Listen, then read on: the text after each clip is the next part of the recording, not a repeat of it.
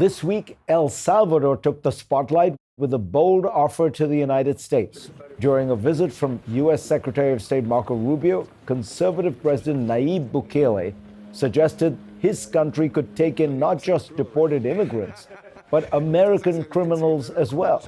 Rubio said the U.S. would consider what he called a, quote, act of extraordinary friendship, unquote, despite being a plan that many experts say is illegal.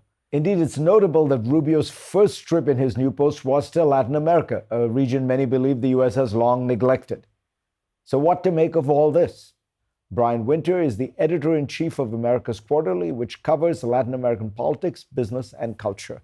So before we get to Bukele and the prison offer, why is Marco Rubio choosing Latin America as the first visit? That's always symbolically important, and he has clearly decided that he wants to send a signal. I think this administration, Fareed, is more focused on Latin America than maybe any U.S. government for the last 30 years.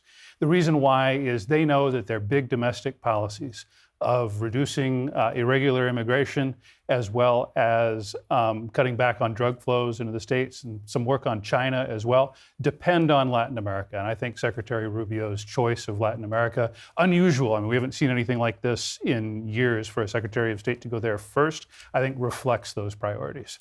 And Latin America and Central America is very divided between some new rulers, Milei in Argentina, Bukele in El Salvador, who seem very populist and in some ways kind of on the right side of the populist divide, even in the United States. And then there are others, like the Colombian president, who is a kind of, radical left-winger, I think many people would say. Is the administration favoring one group over the other? Well, there's no doubt that several governments around Latin America are happy with this increased attention from the United States. But it's also true that being an ally of the U.S.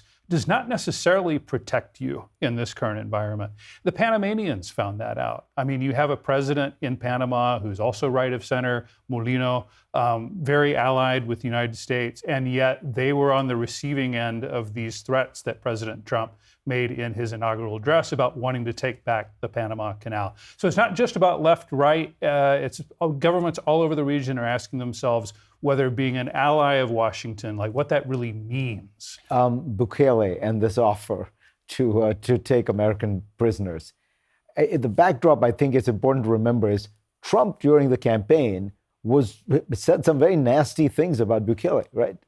I think that this offer of prisons is at least partly a peace offering from President Bukele to President Trump, recognizing that Trump accused him during the campaign last year of sending, his criminals to the United States, and that's why crime was down in El Salvador. Of course, the story's more complicated than that. I mean, as far as I can tell, the real story is he didn't send the criminals to the United States. He locked up, vast numbers of people, including suspected criminals, people who were innocent.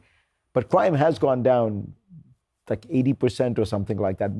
How are things going in El Salvador? Is he a success story? Look, there is frustration all over Latin America with organized crime, which is not a new issue in the region. But we've seen, according to the UN, a doubling in the amount of cocaine that is being produced in the world over the last decade. That has given cartels, organized crime groups, all kinds of resources, and they're creating havoc in countries that they'd never really had much of a presence before, including places like Ecuador, Peru, and others. And so what we see, not just in El Salvador, but across the region, is an eagerness to try those kinds of tactics. The downside is that it results in due process and other things being suspended, and you end up with innocent people being put in jail, according to organizations like the Organization of American States. But that is a sacrifice that Salvadorans seem willingness to make, and perhaps people in other countries as well, because as you noted, Fareed, the results are clear. Homicides are way down. Fair to say that you're, looking at this landscape and this region so far, while Trump has used some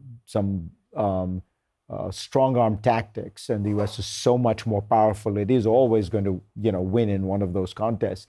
The U.S. is focusing more on the region. It is trying to get results that are important. This doesn't seem as much of a kind of a strange mess that some of the other parts of the world. The Trump people seem to be focused on this for good reasons. Well, they see, again, these U.S. domestic objectives of reducing immigration, of reducing drug flows. They believe that Latin America is key to that. It's also true that we have governments all over the region who are trying to, in some cases, imitate the deregulation, the cutting of government, the generally pro-business policies that they see in the Trump administration. And with these elections that we see over the next year, year and a half, there may even be more governments in the region that end up aligned with Trump. So, but again, not even they consider themselves safe. Some of them are asking questions. Do we need to look more to Europe? Do we need to look more to China? Do we need to look more within our own countries to make sure that we're not at risk of being threatened by a government, the White House, that's dealing with us at a transactional level? Brian, always a pleasure to hear from you. Thank you.